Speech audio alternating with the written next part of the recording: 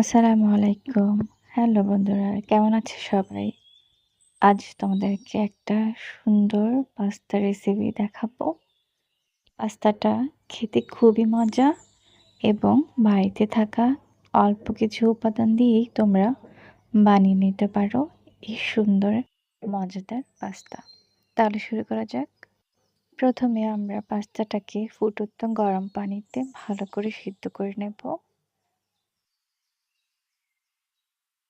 পাস্তাটা সিদ্ধ হতে থাক, এরই মাঝে আমরা চিকেনটা ম্যারিনেশন করে নেব। আমি একটা চিকেন ব্রেস্ট একটু থেতো করে নিয়েছি, তার মধ্যে দিয়ে দিচ্ছি আধা চামচের মধ্যে আদা রসুন পেস্ট।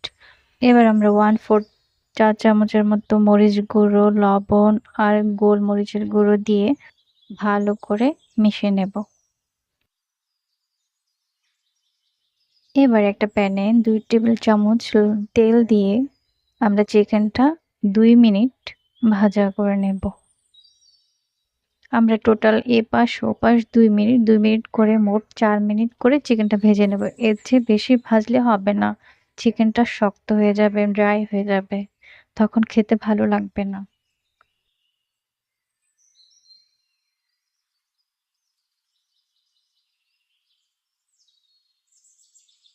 এবার সেই প্যানটাতেই আমরা 2.5 টেবিল চামচের মতো বাটার দিয়ে দেব। 1 টেবিল চামচ রসুন কুচি, 2 টেবিল চামচ পেঁয়াজ কুচি। ভালো করে নরম হওয়া পর্যন্ত ভেজে নেব। ভাজা হয়ে গেলে এতে আমরা 1.5 চা চামচের মতো ময়দা দিয়ে দেব। ভালো করে নাড়তে থাকবো যাতে নিচে লেগে না যায়। আর খেয়াল রাখতে হবে যাতে চুলার আঁচটা একদম মিডিয়াম লোতে থাকে। এতে আমরা 1.5 কাপের মতো দুধ দিয়ে দেব। 1 চা চামচের মতো কালো গোলমরিচ আর 2 চামচ চিনি। অনবরত নাড়তে থাকবো যাতে নিচে লেগে না যায়।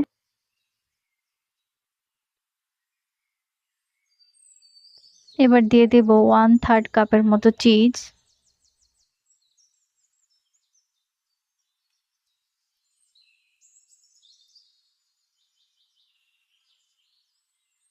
এবার আমাদের সিদ্ধ করে রাখা পাস্তাটা ঢেলে দেব। 1 মিনিট ভালো করে নাড়াচাড়া করলেই পাস্তাটা রেডি হয়ে যাবে। আমরা চুলার হিটটা একেবারে লো করে দেব যাতে পাস্তাটা না শুকিয়ে যায়, একটু যাতে ক্রিমি ভাবটা থাকে সেদিকে লক্ষ্য রাখতে হবে।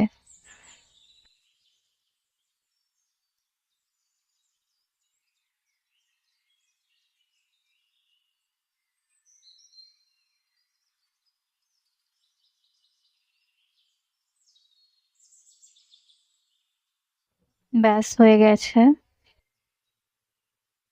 এবার আমরা চিকেনটাকে কেটে পাস্তাটা গার্নিশ করে দেব বা পাস্তাটার উপরে চিকেনটা দিয়ে দেব।